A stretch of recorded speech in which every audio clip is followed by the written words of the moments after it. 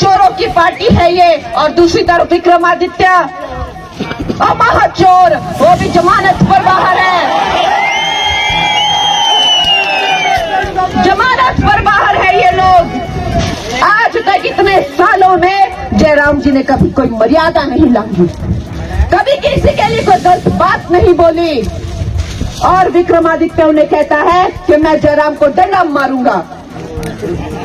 विक्रमादित्य उन्हें कहता है कि जयराम रक्षक नहीं है, भक्षक है। विक्रमादित्य जो है वो कहता है मैं स्वराज में डेंट मार के दिखाऊंगा। अरे शर्म कर ले विक्रमादित्य, तुझे इतनी शर्म नहीं है। आज अगर तेरे पिताजी होते तो तुझे थप्पड़ लगा के कहते माफी मांग जयराम जी से। सुक्खू जो है घमंड में चकनाचूर है। एक कहावत है, कहते हैं कि जब किसी इंसान के चरित्र का पता करना हो तो उसे पावर देके देखो, और सुक्खू जी को देखो क्या भद्दा और क्या बेशर्म चरित्र निकल के आया है। अपने ही जो है एमएलए को कहते हैं कोई मेंढक है, कोई काला नाग है, ऐसी गंदी गंदी गालियां दे रहे हैं, और तू मेंढक है, तू काला नाग है। शर्म नहीं आती उनको? ये भी तो दुनिया हमारी ही चुने हुए प्रतिनिधि हैं। ये जो घमंड की भाषा बोली जा रही है, ये जो अभद्र भाषा हिमाचल प्रदेश में बोली जा रही है, चाहे वो जयराम जी के खिलाफ हो, चाहे वो मेरे खिलाफ हो। मुझे कल कहता है कि ये जिस मंदिर में जा रही है वहां की सफाई करो, वो मंदिर जो है गंदे हो गए। इसने बड़ी गलत बातें मुझे पहले भी बोली, और कांग्रेस वालों ने जो है वो बोला कि हिमाचल की लड़कियों के जो है वो रेट क्या है। और मैं तो इनको कहती हूँ, और पहाड़ी इंसान लड़कियों में जितना दम है, अगर यहाँ ये जितने भी चंपू दिखे, ऐसा एक पहाड़ी थप्पड़ पड़ेगा कि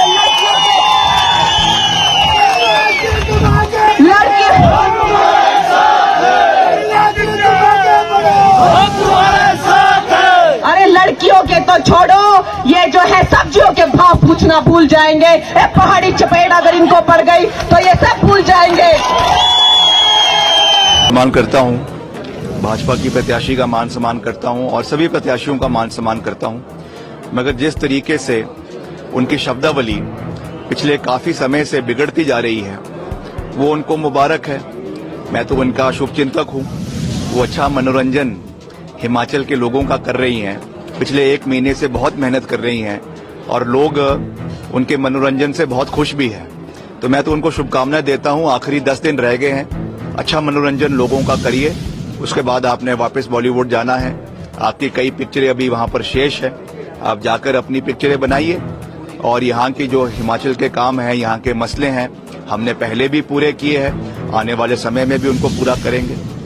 बड़ी रैली मंडी में करना चाहिए 24 को, आपकी तरफ से रैली कब? नहीं, हम भी करेंगे। अब हमको उनकी देखा देखी में रैली थोड़ी करनी है, हमारी अपनी स्ट्रैटेजी है। आदरणीय प्रधानमंत्री जी आ रहे हैं, हम उनका स्वागत करते हैं, वो हमारे भी प्रधानमंत्री है। मगर मैं ये कहना चाहूंगा, विनम्रता पूर्वक कहना चाहूंगा कि मंडी की जनता अब इस भाषण से तंग आ चुकी है कि मुझे सेपू बड़ी पसंद है, मुझे काली दाल पसंद है, मुझे मंडी का झोल पसंद है। हर बारी ये बात को कहना, और जब वास्तविकता में मंडी के लोगों को सबसे ज्यादा आवश्यकता आदरणीय प्रधानमंत्री जी की थी, जब हमारी सबसे बड़ी सदी की आपदा हिमाचल के अंदर आई, मंडी के अंदर आई, तो आदरणीय प्रधानमंत्री जी का एक भी ट्वीट हिमाचल के लोगों के प्रति, मंडी के लोगों के प्रति नहीं आया। ऑन रिकॉर्ड मैं कह रहा हूं, अगर मैं गलत हूं तो मुझे दिखा दीजिए। एक भी रिकॉर्ड पे उनका ट्वीट नहीं आया, उन्होंने यहाँ का विजिट नहीं किया। अब चुनाव में मजबूरी है कि यहाँ पर उनको आना पड़ रहा है तो आ रहे हैं, ठीक है, अपनी बात कहेंगे और शाम को वापस चले जाएंगे। क्या है, पहाड़ी लड़कियों औरतों के बारे में गलत टिप्पणी करते हैं, आपके बारे में क्या कंगना ने कल स्पीच में कि पहाड़ी औरतों के बारे में गलत टिप्पणी, अगर किसी पहाड़ी लड़की का थप्पड़ लग जाए तो सब्जियों पे भाव भूल जाए। देखिए, ऐसा है कि हम भी पहाड़ी हैं और हिमाचल में 16 लाख बेटियां हैं जिसमें पढ़ी लिखी, हाईली एजुकेटेड आईपीएस ऑफिसर्स है, एचएएस ऑफिसर्स है, लॉयर्स है, स्पोर्ट्स पर्सन्स है, टीचर्स है, जिन्होंने शिक्षा के माध्यम से कॉम्पिटिटिव एग्जाम्स को पास करके हिमाचल का नाम रोशन किया है, आज बड़े बड़े पदों के ऊपर अपनी सेवाएं दे रही है। उनमें से एक बेटी मोहतरमा भी है, ठीक है, उन्होंने बॉलीवुड में जाकर कुछ अच्छी फिल्में करी है तो उसमें हमारी शुभकामनाएं हैं, मगर वो जनरलाइज क्यों कर रही है? हमने तो किसी के बारे में बात नहीं करी, हमने तो सिर्फ उनसे सवाल पूछे हैं, कठिन सवाल पूछे हैं, मगर वो हर चीज के लिए जो है वो महिला विरोधी स्टांस के पीछे छुपने की कोशिश करती है। ऐसे तो काम नहीं चलेगा। जैसा मैंने कहा, मंडी में और कितनी बेटियां हैं, हिमाचल में 16 लाख बेटियां हैं जिन्होंने हिमाचल का नाम रोशन किया है। हम सबके ऊपर हमें गौरव है, सबको हम बड़े ऊंचे नजरिए से देखते हैं।